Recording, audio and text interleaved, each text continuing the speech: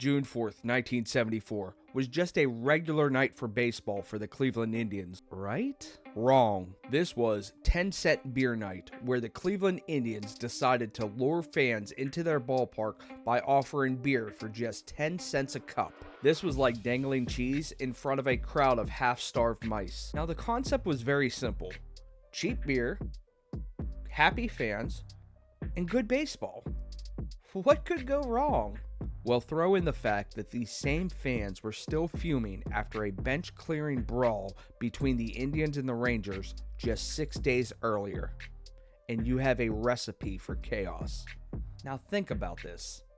A crowd of angry fans, armed with alcohol, and ready for revenge? Who would have thought things would have went so bad? Let's get into it. Billy Martin, the Rangers manager, knew something was off when he was asked by a reporter if he would need to bring armor to Cleveland. His response? Nah, they won't have enough fans there. Now, I'm not psychic, but I don't think those comments aged very well. Temper still fuming from last week's match, 25,000 Indian fans showed up for the rematch.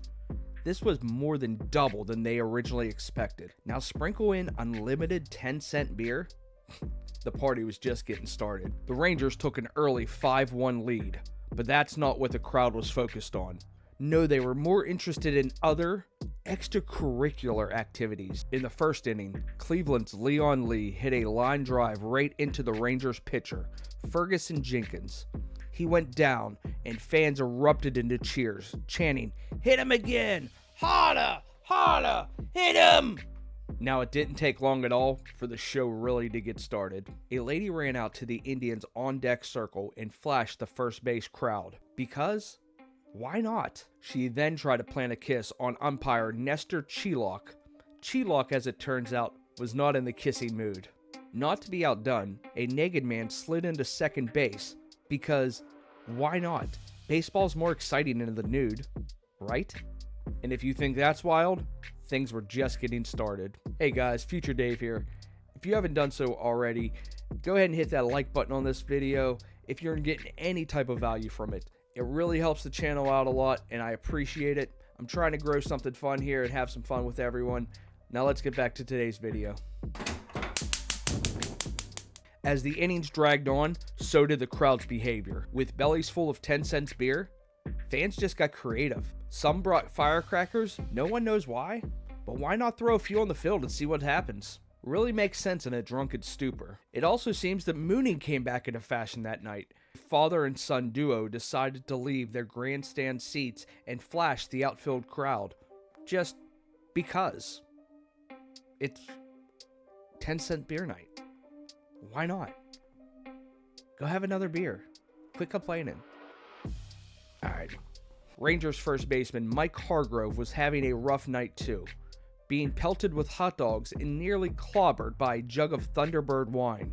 He was spat on, cursed at, and probably wondered why he didn't pick a different career. Every call that did not go Cleveland's way, more objects were hurled onto the field by Indian fans. Now, by the 7th inning, most sober fans have left, aka the ones with any sense. What remained was an increasingly belligerent, intoxicated mob that seemed more interested in rioting than baseball itself. Now, here's where everything spiraled out of control. Cleveland somehow managed to tie the game up at 5, and the fans were on edge. Then it happened. A 19-year-old fan, armed with either bravery or stupidity, probably both, ran onto the field and tried to steal Rangers outfielder Jeff Burroughs' cap. The fan stumbled, Burroughs stumbled, and all hell broke loose. The Texas manager, Billy Martin, saw and assumed Burroughs was under attack.